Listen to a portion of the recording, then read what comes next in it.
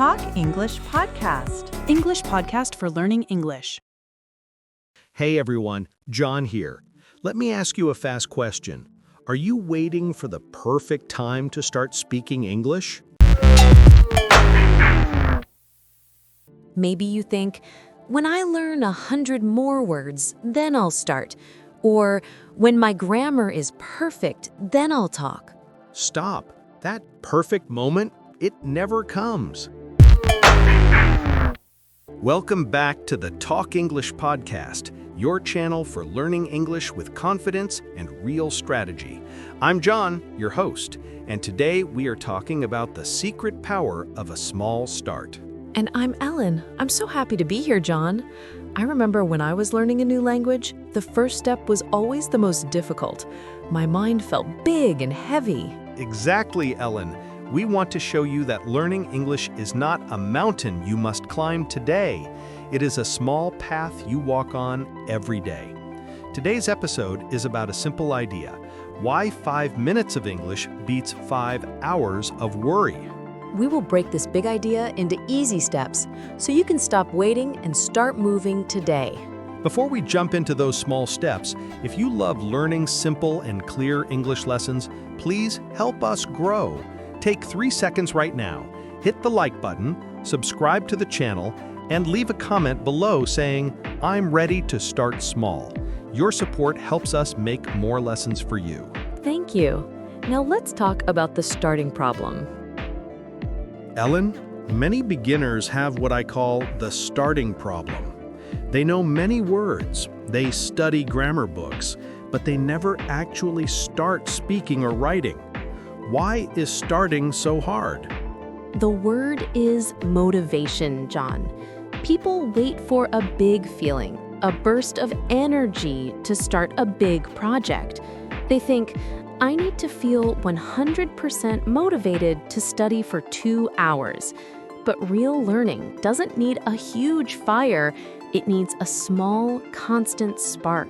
That's a great way to say it, a constant spark. When they wait for 2 hours of motivation, they often get 0 minutes of practice. They are waiting for perfect time, but the perfect time is now in small pieces. I think the fear is also about the size of the task. Learning English feels like too much work. It feels like we need to study all the books, know all the tenses, and memorize all the vocabulary at once. Yes, and that feeling creates procrastination. Procrastination means you know you need to do something, but you delay it. You say, I will start tomorrow. But tomorrow, the same feeling comes back. John, can we talk about the word delay for a moment? It's an important word for beginners. When you delay your speaking, you are telling your brain that speaking English is a scary thing. You teach your brain to wait. That's a powerful idea. When you delay, you train your brain to fear English. So we need to train our brain to love the simple act of starting. Exactly. For example, a student might have a goal. I must write a long email in English today. That goal is too heavy. It feels like a chore. And then they feel guilty when they don't do it. The feeling of guilt is terrible for a learner. It makes the next day harder. It does. So let's stop looking for a huge surge of motivation. Let's look for a small, easy step. Because a 5-minute, easy step is 100% better than a 5-hour, big plan that never happens. We need to change the words we use. Not study hard, but start easy. Daily small steps create big results. And remember, the content for today's Deep Talk, the full transcript, plus grammar questions, comprehension quizzes, and all the new vocabulary we use is in a free PDF guide. The link is right in the description below. Download it now so you can study and review everything we talk about. The PDF guide helps you take these big ideas and turn them into small, actionable steps. Now, let's jump into the first simple rule, the 5-minute power. The goal is to build a consistency habit. Consistency means doing the same small thing every day. It's like brushing your teeth. You don't wait for motivation to brush your teeth. It's a habit. It's automatic. We want English to be automatic too. How do we make English a habit? We use the smallest step rule. Your goal must be so easy that you cannot say no. For a beginner, what is a too easy goal?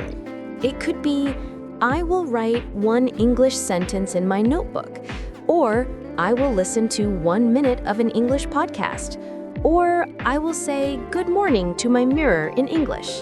The key is that you must finish it. The feeling of finish is powerful. When you finish one small thing, your brain gets a small reward. It says, that was simple. I can do that again tomorrow. That's right.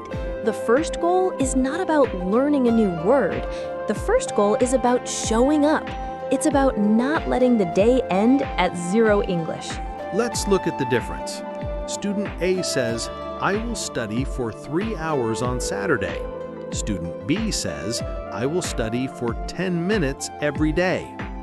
Student B wins. Why? Because 10 minutes a day is 70 minutes of practice in 1 week. And, more importantly, the brain is activated every day. Student A starts English one time and then forgets it for 6 days. The secret word here is daily. We need daily contact. It's better to read 1 paragraph every day than 1 chapter once a month. I love that. Think about it like a road. If you put 1 stone on the road every day, that's your 5 minutes, soon you have a path. If you wait for 1 year to put all the stones at once, you will feel too tired to move. The key is the feeling of lightness. A small step feels light. A big goal feels heavy. Let's choose lightness. So here is a question for our listeners to answer in the comments. What is 1 5-minute English step you can promise to do tomorrow? Let us know in the comments section. Ellen, this idea of starting small is so important, especially when it comes to speaking. Many beginners freeze up when they need to speak, even simple sentences. Yes, they feel like they need a secret trick to start. They need a simple strategy to make speaking feel less scary. We have a whole video on this for our listeners. It's perfect for someone who struggles to start speaking. It's a great resource. It gives you the simple steps. If you are a beginner and you want a simple way to start speaking today, we highly recommend you watch our video, Stop Speaking Fear. 1 simple trick to start English small talk today. You can find the link in the description or at the end of this episode. It gives you immediate strategies to start using English today. Immediate action is the best thing you can do for your confidence. Stop planning, start doing. Speaking of action, if you are enjoying this conversation and if you think this idea can help another friend learning English, please share this episode with them. That's right. Hit the share button. Like the video, and if you haven't subscribed yet, join our learning community. We are here to help you move forward 1 small step at a time. Okay, let's get back to the core. We talked about starting small. Now let's talk about what happens when you start. When beginners finally start, they often worry about one thing too much: perfect grammar. Yes, they are so afraid of making a mistake with the verbs or the tenses that they don't speak at all. But language is for connecting. Language is for sending a message. If I say to you, yesterday I go market, buy banana, you understand my message, right? Yes, I understand the message perfectly. The grammar is not perfect, but the communication is successful. Successful communication is the first goal. Perfect grammar is the second goal, and it comes later. We need to focus on the message first. This reminds me of the word listen. Many learners don't listen to the other person, they only listen to their own brain, which is saying, is this sentence perfect? Am I making a mistake? That's a powerful point. If your mind is busy checking your grammar, you cannot listen to the person speaking to you. And if you cannot listen, you cannot connect. So, how can a beginner practice focusing on the message? Here is a small exercise. When you are listening to a podcast or reading a simple story, ask yourself, what is the main idea? What is the feeling of the story? Don't focus on every single word. Focus on the main idea. This teaches your brain to grab the message. We call that gist in language teaching, the general idea. A beginner needs to build confidence in getting the gist. Yes, and when you speak, don't try to build a long, complex sentence. Try to say one clear thing. Keep it simple. For example, instead of trying to say, I am going to the store in the city center because I need to buy some milk and eggs for my breakfast, you can say, go store, need milk, need eggs. Exactly. That is a successful communication. You communicated your need. The understanding is the first victory. We must celebrate these small victories. We need to use the language we have today, not the language we hope to have next year. We need to be present with our current words. That's right. Now, here is a second question for our listeners to answer in the comments. What is one thing you can talk about easily in English with only 5 simple words? Tell us below. The biggest fear that stops the start and stops the message is the fear of making a mistake. A mistake feels like a big problem for a beginner. It feels like a failure. But a mistake is not a failure. A mistake is simply a sign that you are moving. You are trying. A mistake is information. I use the idea of a GPS, a car navigation system. When you take the wrong road, the GPS doesn't yell at you. It says, recalculating. A mistake is your brain saying, recalculating. I love that metaphor. Recalculating means I learned where I should not go. Now I can find the right path. That is progress. We need to change the word mistake to the word lesson. Every time you make a mistake, you learn a lesson. Think of a baby learning to walk. The baby falls 100 times.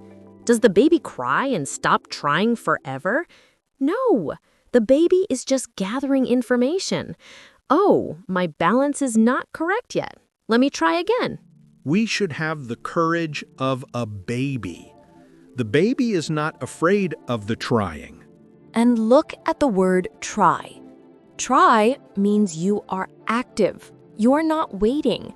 You are choosing to move. The only failure is choosing to do 0 because of fear. So, if a beginner makes a mistake, what is the simple process to handle it? Very simple. Notice, name, move.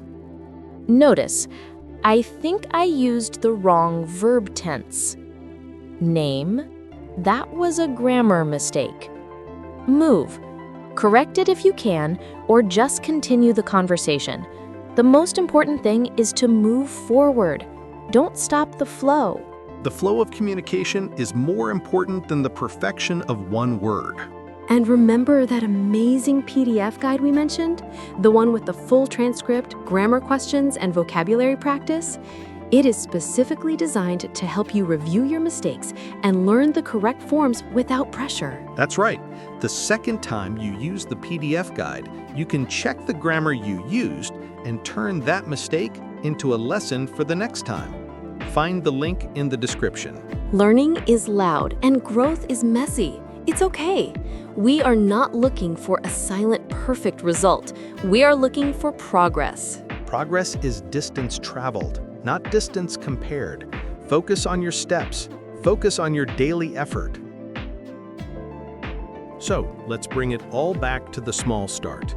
We learned that waiting for perfect motivation leads to 0 action. We learned that 5 minutes of daily practice is how we build consistency. And we learned that a mistake is not a failure. It's a lesson that helps us move. Your English is strong enough today to start. Don't look for the big moment. Look for the small moment. Say one simple sentence, listen to one paragraph, connect with one small idea. And if you want another powerful lesson on how to build confidence and fluency, we recommend watching our strategy video, The Secret to English Fluency: Stop the Fear of Speaking, Confidence and Strategy podcast. This video gives you the next steps for your learning journey. We hope this episode helps you feel less worry and more ready to start. Before we go, we have one final request. If this podcast helped you today, like this video, subscribe to the Talk English podcast, and share it with a friend. This is how we continue to bring you free, quality lessons. Keep your steps small, keep your heart steady, and keep speaking, even if it feels a little difficult today. We are here with you every step of the way. Thank you for listening. We'll see you in the next episode.